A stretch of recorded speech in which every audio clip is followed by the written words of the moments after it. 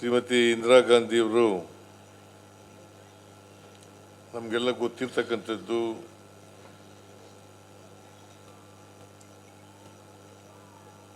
ಭಾಳ ಧೈರ್ಯ ಇದ್ದಂಥ ಮಹಿಳೆ. ಅದಕ್ಕೆ ಅವಳನ್ನು ಉಕ್ಕಿನ ಮಹಿಳೆ ಅಂತ ಕರಿತೀವಿ. ದುರ್ಗೆ, ಅದು ನಾನು ಹೇಳಿದ್ದಲ್ಲ, ವಾಜಪೇಯಿ ಹೇಳಿದ್ದು. ವಾಜಪೇಯಿ ಪಾರ್ಲಿಮೆಂಟ್ನಲ್ಲೇ ಬಾಂಗ್ಲಾದೇಶ ಸಪರೇಟ್ ವಿಮೋಚನೆ ಆದಾಗ ಆ ಸಂದರ್ಭದಲ್ಲಿ ವಾಜಪೇಯಿಯವರು ಭಾಷಣ ಮಾಡ್ತಾ, ನೀನು ಸಾಮಾನ್ಯಳಲ್ಲಮ್ಮ, ದುರ್ಗೆ ದುರ್ಗೆ ಅಂತ ಕರೀತಾರೆ.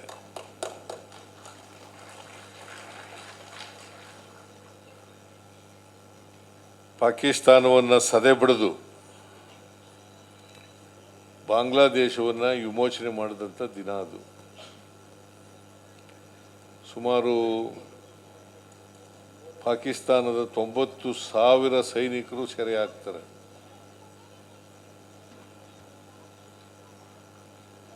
ಸಂಪೂರ್ಣವಾಗಿ ಪಾಕಿಸ್ತಾನ ಸೋತಿದೆ. ಅದಕ್ಕೋಸ್ಕರ ಇಂದಿರಾ ಗಾಂಧಿಯವರು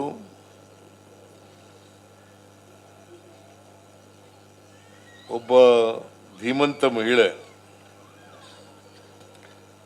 ಧೈರ್ಯ ಇದ್ದಂಥ ಮಹಿಳೆ, ದುರ್ಗೆ ಅಂತ ಕರಿತೀವಿ. ಅವರು ಈ ದೇಶವನ್ನು ಬಹಳ ದೀರ್ಘಕಾಲ ಆಳ್ತಾರೆ. ಶ್ರೀಮತಿ ಇಂದಿರಾ ಗಾಂಧಿಯವ್ರ ಕಾಲದಲ್ಲೇನೆ ಬಡತನ ಹೋಗಲಾಡಿಸ್ಬೇಕು ಅಂತೇಳಿ ಗರೀಬಿ ಹಠಾವೋ ಘೋಷಣೆ ಮಾಡ್ತಾರೆ. ಈ ದೇಶದಲ್ಲಿ ಅಸಮಾನತೆ ಇದೆ. ಆರ್ಥಿಕವಾಗಿ, ಸಾಮಾಜಿಕವಾಗಿ, ರಾಜಕೀಯವಾಗಿ, ಶೈಕ್ಷಣಿಕವಾಗಿ ಅಸಮಾನತೆ ಇದೆ. ನಮ್ಮ ದೇಶದಲ್ಲಿ ಭಾಳ ಬಡವರು ಇದ್ದಾರೆ. ಇಂದಿರಾ ಗಾಂಧಿಯವರು ಇದ್ದಂಥ ಕಾಲದಲ್ಲಿ ಭಾಳ ಬಡವರು ಇದ್ದರು. ಈಗ ಕಡಿಮೆಯಾಗಿದೆ. ಅದಕ್ಕೋಸ್ಕರನೇ 20 ಅಂಶದ ಕಾರ್ಯಕ್ರಮವನ್ನು ಜಾರಿಗೆ ತಗೊಬಂದರು. 20 ಅಂಶದ ಕಾರ್ಯಕ್ರಮ ಜಾರಿಗೆ ತಗೊಬಂದರು.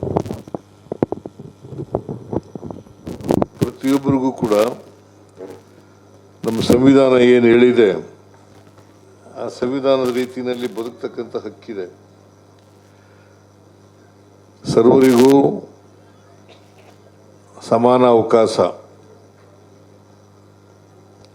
ಸರ್ವರಿಗೂ ಸಮಾನ ಅವಕಾಶ. ಅಸಮಾನತೆ ಯಾಕೆ ನಿರ್ಮಾಣ ಆಯಿತು ದೇಶದಲ್ಲಿ? ಒಂದು, ಜಾತಿ ವ್ಯವಸ್ಥೆಯಿಂದ.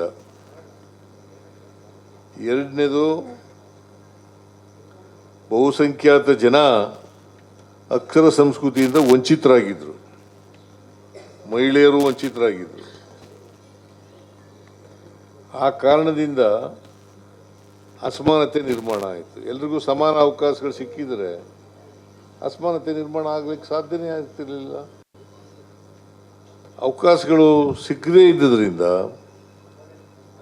ನಮ್ಮ ಚತುರ್ವರ್ಣ ಜಾತಿ ವ್ಯವಸ್ಥೆಯಲ್ಲಿ 3 ವರ್ಣದವರು ಮಾತ್ರ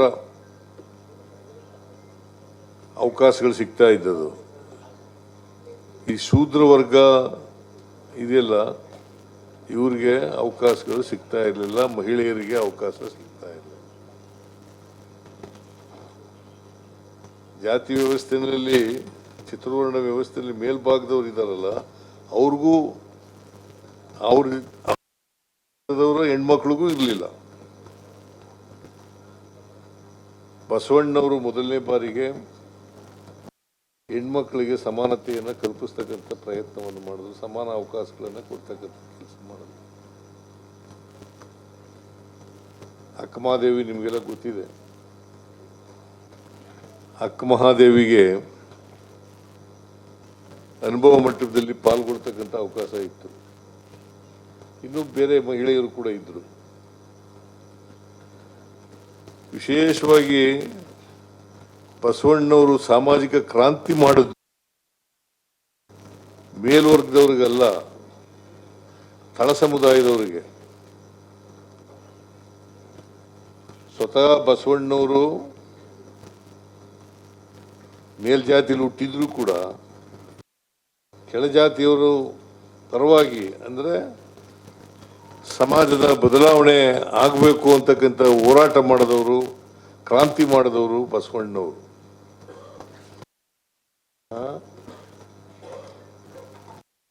ಅದಕ್ಕೆ ನಮ್ಮ ಸರ್ಕಾರ ಬಸವಣ್ಣವರನ್ನ ಸಾಂಸ್ಕೃತಿಕ ನಾಯಕ ಅಂತೇಳಿ ಮಾಡಿದ್ದೀವಿ. ಬೇರೆ ಯಾವ ಸರ್ಕಾರನೂ ಮಾಡಿರಲಿಲ್ಲ. ಈ ಬಿಜೆಪಿಯವರು ಬುರುಡೆ ಹೊಡಿತಾರೆ. ಇವರು ಬಸವಣ್ಣವ್ರನ್ನ ಸಾಂಸ್ಕೃತಿಕ ನಾಯಕ ಅಂತ ಮಾಡಿದ್ರ?